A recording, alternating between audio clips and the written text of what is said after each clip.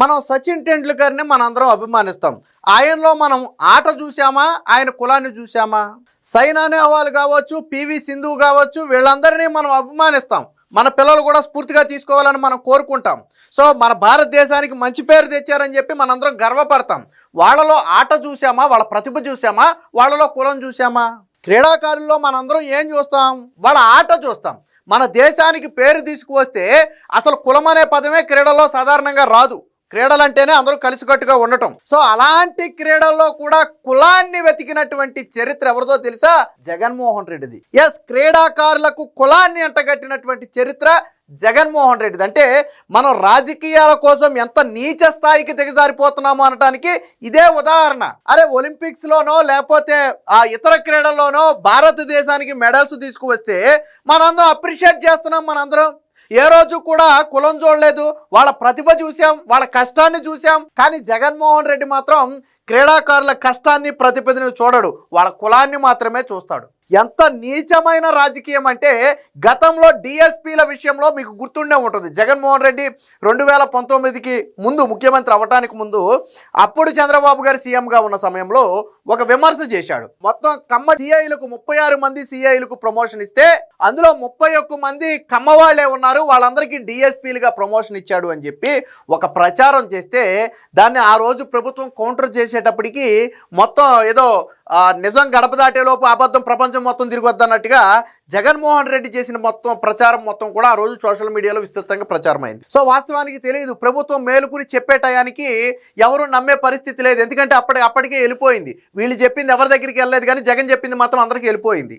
నిజంగానే చంద్రబాబు నాయుడు కమ్మవాళ్ళందరికీ డిఎస్పీలుగా ప్రమోషన్ ఇచ్చాడేమో అనుకున్నారు. కానీ తరువాత జగన్ సీఎం అయిన తర్వాత అప్పుడు హోమ్ మినిస్టర్గా ఉన్నటువంటి మేకతోటి సుచరితను అసెంబ్లీలో ఒక ప్రశ్న అడిగారు. ఆ ప్రశ్నకు సమాధానంగా ఏం చెప్పింది సుచరిత? ఎంతమంది డిఎస్పీలకు కమ్మ డిఎస్పీలకు అప్పుడు ప్రమోషన్ వచ్చింది? 36 మంది అని ప్రచారం చేశారు కదా. అంటే అసెంబ్లీ సాక్షిగా జగన్మోహన్ రెడ్డి సీఎంగా ఉన్నప్పుడే కాదు, 5 మంది మాత్రమే కమ్మ వాళ్ళు ఉన్నారు, మిగిలిన వాళ్ళు ఇతర సామాజిక వర్గాలకు చెందిన వాళ్ళు అని చెప్పి సమాధానం చెప్పారు. కానీ ఆ రోజు చివరికి పోలీస్ శాఖలో కూడా కులం మీద జగన్మోహన్ రెడ్డి విషయం చెప్పాడు. వాస్తవానికి రేత్రి పగలు 24 గంటలు పనిచేసే పోలీసుల మీద కూడా ఆ రోజు కులం ముద్ర వేసినటువంటి చరిత్ర జగన్మోహన్ రెడ్డిది. ఈరోజు కష్టపడి ఆటలు ఆడుకునే క్రీడాకారుల మీద కులం ముద్ర వేసినటువంటి చరిత్ర జగన్మోహన్ రెడ్డిది. జగన్మోహన్ రెడ్డి నీచ రాజకీయాలు ఎలా ఉంటాయి అనేది చెప్పడానికి ఇదొక ఉదాహరణ. నిన్న కొంతమంది జగన్మోహన్ రెడ్డికి చెందినటువంటి వ్యక్తులతో, అంటే వాళ్ళు మాజీ ఐఏఎస్ అధికారి విజయ్ కుమార్ గతంలో జగన్మోహన్ రెడ్డి కోసం ఎలా పనిచేశాడో మనందరికీ తెలుసు. ఏకంగా జగన్ కోసం ఒక పాట రాసి ఆయన కమిషనర్గా ఉన్న సమయంలో జగన్ను మెప్పించడానికి పాట పాడిన వ్యక్తి. తర్వాత ఏదో మన బైబుల్లోని 4 స్లోగన్స్ చెప్పి జగన్ అనే వ్యక్తి ఇంత మంచి చేస్తే ఎందుకు ఓడిపోతాడని చెప్పి రాజకీయాలు ప్రసంగాలు చేసినటువంటి వ్యక్తి విజయ్ కుమార్ చేత ఒక మాట మాట్లాడించారు. ఏమని మాట్లాడించారో తెలుసా? సో దీనికి ఎవరంటే జర్నలిస్టు ముసుగులో నిత్యం కూటమి మీద విషయం జిమ్మే వైఎన్ఆర్ సాక్షిగా ఒక మాట మాట్లాడారు. ఏంటో తెలుసా? మొన్న క్రీడాకారులకు ఏదైతే పోస్టులు ఇచ్చారో అందులో ఓసీలకు ఇచ్చిన పోస్టులు మొత్తంలో మెజారిటీ పోస్టులు కమ్మవాళ్ళకే ఇచ్చుకున్నారు, టెట్ట రాయకపోయినా కమ్మవాళ్ళకే డిఎస్సిలో పోస్టులు ఇచ్చారని హెడ్డింగ్ పెట్టి, టైటిల్ హెడ్డింగ్ పెట్టి ఆయన చేత ప్రచారం చేయించారు. ఒక మాజీ ఐఏఎస్ అధికారి అయి ఉండి, రిటైర్డ్ ఐఏఎస్ అధికారి ఉండి అబద్ధం చెప్పడానికి సిగ్గు శరం ఎలా లేదో నాకు అర్థం కావట్లేదు విజయ్ కుమార్. నేను అడుగుతున్నా, ఏం చెప్పాడో తెలుసా? అప్పుడు దానికి ఉటకిస్తూ అందరూ నమ్మాలని ఏం చెప్పాడో తెలుసా? వెనకమాల కొంతమంది కోర్టుకు వెళ్ళినప్పుడు ఈ విషయం బయటపడిందని చెప్పాడు. కోర్టుకు వెళ్ళినప్పుడు ఏ విషయం బయటపడింది? కమ్మవాళ్లకు డిఎస్సిలో పోస్టులు ఇచ్చారనే విషయం బయటపడిందా? ఎంత నీచంగా దిగజారిపోయారు అంటే, మీకు తెలియకపోతే సమాచార హక్కు చట్టంలో పెట్టి అడగండి ప్రభుత్వాన్ని. మీరు డిఎస్సిలో స్పోర్ట్స్ కోటాలో ఏ క్యాస్ట్ వాళ్ళకి ఎన్ని పోస్టులు ఇచ్చారని సమాచార హక్కు చట్టంలో పెట్టి అడగండి, చెప్తారు. మీరు వాస్తవాలు తెలుసుకుని మాట్లాడడం తప్పులేదు. మొత్తం స్పోర్ట్స్ కోటాలో 372 పోస్టులు ఫిల్ చేస్తే అందులో ఓసీ కేటగిరీలో 40 పోస్టులు ఫిల్ చేస్తే అందులో మొదటగా 16 పోస్టులు కాపు సామాజిక వర్గానికి ఫిల్ చేశారు, 10 పోస్టులు రెడ్డి సామాజిక వర్గానికి ఫిల్ చేశారు, 9 పోస్టులు కమ్మ సామాజిక వర్గానికి ఫిల్ చేశారు, బ్రాహ్మణ క్షత్రియ వైశ్యకు 2 పోస్టులు ఫిల్ చేశారు, ముస్లింతో 1 పోస్టు ఫిల్ చేశారు. మొత్తంగా 40 పోస్టులు ఓసీలతో ఫిల్ చేస్తే మెజారిటీ పోస్టులు కాపు సామాజిక వర్గానివి. తరువాత ఉన్నది జగన్మోహన్ రెడ్డికి చెందినటువంటి రెడ్డి సామాజిక వర్గం వాళ్ళు. కమ్మ సామాజిక వర్గం లేదు అందులో. కమ్మ సామాజిక వర్గానికి 9 పోస్టులు వచ్చాయి. వాస్తవానికి ఇది కులానికి సంబంధించింది కాదు, క్రీడా ప్రతిభకు సంబంధించిన విషయం. కాకపోతే దురదృష్టం ఏంటంటే ఈ రోజు వాళ్ళు మాట్లాడారు కాబట్టి నిజం చెప్పడం కోసం కులం గురించి మాట్లాడాల్సి వస్తుంది. కానీ క్రీడాకారుల విషయంలో కులం గురించి మాట్లాడటం అంటే అంతకంటే నీచమైన విషయం ఇంకోటి లేదు. కానీ ఈ రోజు జగన్ చేసినటువంటి విష ప్రచారాన్ని ప్రజలకు తెలియజేయాలి కాబట్టి ఏ క్యాస్ట్కి ఎన్ని పోస్టులు వచ్చాయి అనేది చెప్పాల్సిన పరిస్థితి, అలాంటి దౌర్భాగ్య పరిస్థితి వచ్చింది. ఇప్పుడు ఒలింపిక్స్ లో ఒక వ్యక్తి మెడల్ కొట్టాడండి, అతను ప్రతిభ చూస్తారా, కులం చూస్తారా? ఏ కులం అయితే ఏంటి, ఏ కులం అయితే ఏంటి, ఎస్సీ అయితే ఏంటి, బీసీ అయితే ఏంటి, ఓసీ అయితే ఏంటి, అతని ప్రతిభ కదా మనం చూడాలి. కానీ గోల్డ్ మెడల్ కొట్టిన వ్యక్తి కమ్మ సామాజిక వర్గానికి చెందిన వాడైతే ఆడికి పోస్ట్ ఎలా ఇస్తారు? ఇది ఎక్కడ కులం రాజకీయం నాకు అర్థం కాల. క్రీడల్లో కులం ఏంటో నాకు అర్థం కాల. మరి ఒలింపిక్స్లో మెడల్కి పంపేటప్పుడు ఓసీ అని ఆపేయచ్చు కదా, లేదా ఇంకో వర్గం అని చెప్పి ఆపేయచ్చు కదా.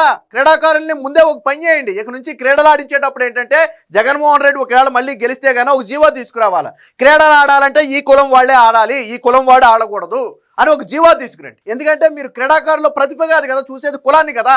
ఓ పని చేయి, మీ సామాజిక వర్గం మొత్తాన్ని ఆడించుకో, మిగతా వాళ్ళు ఆడకూడదని ఒక జీవో తీసుకొచ్చి బ్యాన్ చేయి. ఎందుకంటే ఇంత నిత్యమైన బ్రతుకు? రాజకీయం కోసం, ముఖ్యమంత్రి పదవి కోసం క్రీడాకారులు కులాన్ని అంటగడతారు. ఇది కూడా ఒక బ్రతికేనా? నోటికి అన్నం, అసలు జగన్మోహన్ రెడ్డి నోటికి అన్నం తిని ఎలా నిద్రపడుతుంది నాకు అర్థం కాలేదు. ఇలాంటి కుల రాజకీయాలు చేసి, ఇంత నీచమైన కుల రాజకీయాలు. ఆ రోజు పోలీస్ శాఖ మీద కుల రాజకీయమా, ఈ రోజేమో క్రీడాకారుల మీద కులమా? రాజకీయం కోసం, ముఖ్యమంత్రి పదవి కోసం ఇంత దిగజారిపోవాలా? ఇలాంటి బ్రతుకు అవసరమా? ఏం మాట్లాడారో చూడండి ఒకసారి నిన్న. సో ఇదే నిన్న ఇక్కడ చూడండి, టెట్ రాయకపోయినా స్పోర్ట్స్ కోటాలో కమ్మవారికే ఎక్కువ డిఎస్సి పోస్టులు వచ్చాయి. దీని మీద కొంతమంది అభ్యర్థులు కోర్టులో కేసు కూడా వేశారని చెప్పి retired IAS Vijay Kumar YNR ఛానల్లో మాట్లాడినటువంటి మాటలు ఇది. ఇక్కడ చూడండి, టెట్ రాయకపోయినా కమ్మవారికే డిఎస్సిలో స్పోర్ట్స్ కోటాలో పోస్టులు ఇచ్చారంట. ఇదంట దీని మీద అంట కొంతమంది కేసు వేశారంట. ఈ కమ్మవాళ్ళకు పోస్టులు ఇచ్చారని కోర్టులో కేసు ఎవరు వేశారో విజయ్ కుమార్ చెప్పాలా. ఈ ప్రభుత్వం కూడా దీన్ని సీరియస్గానే తీసుకున్నట్టుగా కనపడుతుంది. ఛానల్లో ఇంటర్వ్యూ చేసినటువంటి వైఎన్ఆర్, చెప్పినటువంటి విజయ్ కుమార్ ఇద్దరు కూడా లీగల్గా చర్యలకైతే సిద్ధంగా ఉండాలి. ఎందుకంటే ఓపెన్గా మాట్లాడారు, వీడియో రికార్డ్స్ ఉన్నాయి. ఇప్పుడు మనం వేస్తే కాపీ రైట్స్ కాబట్టి నేను ప్లే చేయట్లేదు, కానీ వీడియోస్ అన్నీ ఉన్నాయి. తర్వాత వీడియోని డిలీట్ చేశారు. దాని మీద నేను ఒక సపరేట్ వీడియో చేస్తాను. వీడియోలు డిలీట్ చేశారు. తర్వాత ఆ వీడియోలు ఏదైతే ఇప్పుడు మనం చూస్తున్న ఈ వీడియోలో ఉన్నాయో ఈ వీడియోలు డిలీట్ చేశారు. ఎందుకు చేశారు అనేది తర్వాత మాట్లాడదాం. ఎవరి విజయ్ కుమార్ అంటే జగన్ సీఎంగా ఉన్నప్పుడు చూడండి, జగన్ కోసం పాట పాడిన మున్సిపల్ కమిషనర్ విజయ్ కుమార్ అని వాళ్ళ సాక్షిలో వేసుకున్నారు. సో జగన్మోహన్ రెడ్డికి పంత భక్తుడు, జగన్మోహన్ రెడ్డికి భజన చేసే వ్యక్తి, పవన్ కళ్యాణ్ మీద కోర్టుల్లో కేసులేసిన వ్యక్తి, సినిమాలు చేయకూడదని, అలాగే కూటమి ప్రభుత్వం చేస్తున్నటువంటి అనేక కార్యక్రమాల మీద కోర్టుల్లో కేసులు వస్తున్నటువంటి వ్యక్తి, ఈ మాజీ ఐఏఎస్ అనే ఒక ట్యాగ్ లైన్ ముసుగును ఉపయోగించుకుని వైసీపీ ఇతని చేత దొంగ నాటకాలు ఆడిస్తుంది. నాకు ఒక మాజీ ఐఏఎస్ అధికారి ఉండి ఎంత నిక్కర్చిగా, నిర్లజ్జగా ఒక క్రీడల మీద కులాన్ని అంటగట్టే పరిస్థితి ఎందుకు వచ్చిందో నాకు అర్థం కావట్లా. ఆయన ఐఏఎస్ ఎలాగయ్యాడో నాకు అర్థం కావట్లా. ఆ బుద్ధితో అన్నేళ్ళు ఉద్యోగం ఎలా చేశాడో నాకు అర్థం కావట్లా. నిజంగా ఆయన ఉద్యోగం చేసినప్పుడు ఎంతమందిని కులం ఆధారంగా ఎంతమందిని ఇబ్బంది పెట్టుంటాడు. ఈ రోజు క్రీడాకారులకి కులాన్ని అంటగట్టిన వ్యక్తి ఆయన అధికారిగా ఉన్నప్పుడు కులాన్ని చూసుకుని పరిపాలన చేసి ఉండడా? జగన్మోహన్ రెడ్డి అప్పుడు బహుశా రెడ్డి సామాజిక వర్గాన్ని అందరం ఎక్కించాడేమో, మిగతా అందరినీ తొక్కేసి. ఎంత నీచమైనటువంటి ప్రచారాలు చేస్తున్నారంటే అంత నీచమైనటువంటి ప్రచారాలు చేస్తున్నారు. దీన్ని వైసీపీ సోషల్ మీడియా చూడండి ఒకసారి. వీళ్ళు మాట్లాడిన దాన్ని ఈ వైసీపీ సోషల్ మీడియాలో ఇలా ప్రచారం చేయాలి. టెట్ రాయకపోయినా స్పోర్ట్స్ కోటాలో కమ్మవారికే ఎక్కువ డిఎస్సి పోస్టులు వచ్చాయి. దీని మీద కొంతమంది అభ్యర్థులు కోర్టులో కేసు కూడా వేశారని విజయ్ కుమార్ మాట్లాడింది ఏదైతే ఉందో దాని మీద. తర్వాత ఇది government of Andhra Pradesh fact check దీని మీద వివరణ ఇచ్చింది. సో నేను ఒకసారి వివరణ కూడా చూపిస్తా, ఎవరికి ఎన్ని పోస్టులు వచ్చాయో ఒకసారి నేను చూపిస్తా. మొత్తం స్పోర్ట్స్ కోటాలో ఓసీలకు 42 పోస్టులు ఇస్తే, మొత్తం 42 పోస్టులు ఇస్తే అందులో చూడండి క్యాస్ట్ వైజ్ బ్రేకప్ అబ్స్ట్రాక్ట్ అని చెప్పి డిఎస్సి 2025 స్పోర్ట్స్ కోటా అని చెప్పి ఇచ్చారు. సో కాపు సామాజిక వర్గానికి 16 ఇచ్చారు, రెడ్డి సామాజిక వర్గానికి 10 వచ్చినాయి, కమ్మ సామాజిక వర్గానికి 9 వచ్చాయి. వీళ్ళు చేసిన విమర్శ ఉందో చూసారా? ఈ విమర్శ అంటే 42 పోస్టుల్లో వీళ్ళు విమర్శ చేసిన కమ్మ సామాజిక వర్గానికి వచ్చింది 9, కమ్మ సామాజిక వర్గానికి వచ్చింది 9, దీనికంటే డబల్ వచ్చింది కాపు సామాజిక వర్గానికి, ఆ తర్వాత దీనికంటే ఎక్కువ వచ్చింది రెడ్డి సామాజిక వర్గానికి, జగన్మోహన్ రెడ్డి సామాజిక వర్గానికి. ఇది వాస్తవం. అలాగే వైశ్యాలకు 2, క్షత్రియ 2, బ్రాహ్మణ్ 2, ముస్లిం 1, మొత్తం 42 పోస్టులు ఇచ్చారు. సో ఇది క్రీడా కోటా మాత్రమే. అలాగే మొత్తం డిఎస్సి పరంగా కూడా ఒకసారి చూద్దాం. మొత్తం డిఎస్సిలో ఉన్నటువంటి ఇతర అంటే 372 పోస్టులను మనం ఒకసారి కనుక పరిశీలిస్తే ఎస్సీకి 72 పోస్టులు వచ్చాయి. అంటే మెజారిటీ పోస్టులు ఎస్సీ కేటగిరీకి వచ్చాయి, 72 పోస్టులు వచ్చాయి. బీసీడీకి 63 పోస్టులు, బీసీఏకి 53 పోస్టులు, బీసీబీకి 48 పోస్టులు, ఓసీకి 42 పోస్టులు, అలాగే ఎస్సీకి 38 పోస్టులు. అంటే ఎస్సీ గ్రేడ్ 3 గ్రేడ్ 2 అని 2 రకాలుగా విభజించారు. 38 పోస్టులు అంటే ఇదొక 72, ఇదొక 38, దాదాపుగా 110 పోస్టులు కేవలం ఎస్సీ సామాజిక వర్గానికి. 372 పోస్టుల్లో ఎస్సీ సామాజిక వర్గానికి 110 పోస్టులు ఇచ్చారు. అంటే మరి ఇందులో ఎవరికి ఎక్కువ పోస్టులు వచ్చాయండి? వాస్తవానికి క్రీడా ప్రతిభ చూపించారు కాబట్టి వాళ్ళు పోస్టులు పొందారు, తప్పులేదు. కానీ ఎవరికి ఎక్కువ వచ్చాయి ఇక్కడ అది. ఇకపోతే ఎస్టీలకు 29 వచ్చాయి, బీసీఈకి 28 వచ్చాయి, బీసీసీకి 4 పోస్టులు వచ్చాయి, అలాగే ఎస్సీ గ్రేడ్ 1కి ఇంకో 2 పోస్టులు, ఓసీ ఈడబ్ల్యూఎస్లో 1 పోస్టు. అంటే మొత్తంగా ఇవి 42 పోస్టులు, ఈడబ్ల్యూఎస్తో కలుపుకున్న 43 పోస్టులు మాత్రమే క్రీడా కోటాలో. దీని ప్రకారమే ఇక్కడ అబ్స్ట్రాక్ట్ కూడా ఇచ్చారు చూడండి, ఎవరికి ఎన్ని అనేది ఒక అబ్స్ట్రాక్ట్ కూడా ఇచ్చారు. సో మెజారిటీ పోస్టులు ఎవరు పొందారయ్యా అంటే ఎస్సీ సామాజిక వర్గం. 110కి పైగా 112 సుమారు పోస్టులు, మొత్తం 372 పోస్టుల్లో ఎస్సీ సామాజిక వర్గానికి వచ్చాయి. మన క్రీడా కోటా గురించి మాత్రమే మాట్లాడుతున్నాం. మరి ఆ లెక్కనే మరి ఇప్పుడేమనాలి మనం? దళితుల పక్షాన నిలిచిన కూటమి ప్రభుత్వం అని మాట్లాడాలి కదా. నిజంగా కులం ఆధారంగా మనం మాట్లాడాలంటే ఈ రోజు ఎస్సీలకు ప్రధానమైనటువంటి పోస్టులు ఇచ్చింది కాబట్టి దళితుల పక్షాన్ని నిలబడ్డారని మాట్లాడాలి కూటమిని. అంతేగాని మొత్తం పోస్టుల్లో 42 పోస్టులు ఓసీ సామాజిక వర్గానికి వచ్చినటువంటి 42 పోస్టులను ఎంత నీచ రాజకీయం చేశారు అంటే ఎంత దారుణమైనటువంటి పరిస్థితిలో ఉన్నారు చూడండి. ఈ రోజు ప్రపంచ స్థాయిలో వెలుగొందినటువంటి క్రీడాకారులని గుర్తిస్తుంటే ఇతర దేశాలు, ఇతర రాష్ట్రాలు సన్మానించి వాళ్ళని అందలమెక్కిస్తుంటే జగన్మోహన్ రెడ్డి నీచ బుద్ధి ఎక్కడ ఆగిపోయిందంటే వాళ్ళ కులం దగ్గర ఆగిపోయింది. క్రీడాకారులు కులం దగ్గర ఆగిపోయింది జగన్మోహన్ రెడ్డి నీచ బుద్ధి. గతంలో ఎంఎస్కే ప్రసాద్ మీద కూడా అలాంటి విష ప్రచారమే చేసింది వైసీపీ అధికారంలో ఉన్నప్పుడు, గుర్తుపెట్టుకోండి మీరు కావాలంటే. ఎంఎస్కే ప్రసాద్ మీద చాలా తీవ్రమైనటువంటి విష ప్రచారం చేశారు అప్పట్లో. ఒక క్రీడాకారుడికి కులాన్ని అంటగట్టినటువంటి చరిత్ర అప్పుడే మొదలైంది జగన్మోహన్ రెడ్డి.